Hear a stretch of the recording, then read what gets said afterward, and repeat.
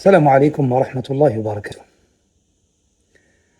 هذه رسالة ونصيحة وتذكير لكل أب وأخ عنده أخته أو ابنته مطلقة أو أرملة أو معه في البيت، يعني تزوجت وعادت إلى البيت.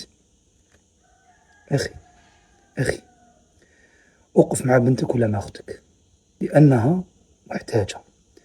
يوما ما كانت تحت جناحك، كانت يعني عايشة معززة مكرمة، وما راحت لدار رجلها، عاشت معززة ومكرمة، ثم لقدر ما قدره الله لها، إما ترملت أو تطلقت، عادت إليك. لما تولي إليك راهي ضعيفة وحدها، خاصة إذا كان عندها أبناء.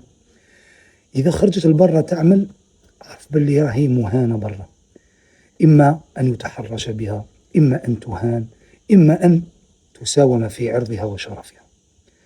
ما تقوليش المرأة قوية وكذا المرأة ضعيفة، المرأة ضعيفة، خاصة إذا تصادفت وتلاقات مع ظروف قاسية جدا. كان عندها أولاد ما تقدرش تصرف عليهم. أنا مانيش نقول لك صرف عليها ولا كذا، ولكن يعرف بلي ممكن تكون زوالي، ممكن تكون ما تقدرش، يعني نقول لك أوقف معها، أوقف معها. لازم تحس بلي كاين سند لها في هذه الحياة، لأنه الحياة صعيبة جدا، خاصة في زماننا، زمن الغدر وزمن النفاق وزمن الكذب وزمن الذكورة أي عدم الرجولة. يعني بنتك راح تخرج لبرا، راح تلاقي كل أنواع العباد، شياطين الإنس والجن والذئاب البشرية والمتوحشة. فابنتك يرونها فريسة، كل واحد كيف يحوس ينهشها. فالحذر، أوقف معها. المهم تكون تحس بلي كاين سند في حياتها وخلاص. أصرف عليها، أعطيها مصروف، وقف لها مع أولادها.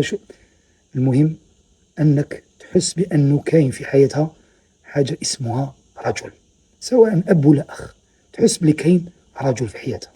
لأنه كثير من خياتنا اليوم يعيشوا حياة قاسية جدا جدا جدا جدا، وراهم يلاقيو بعض العباد برا لا تتخيل. فكونوا سندا لأخواتكم وبناتكم. السلام عليكم.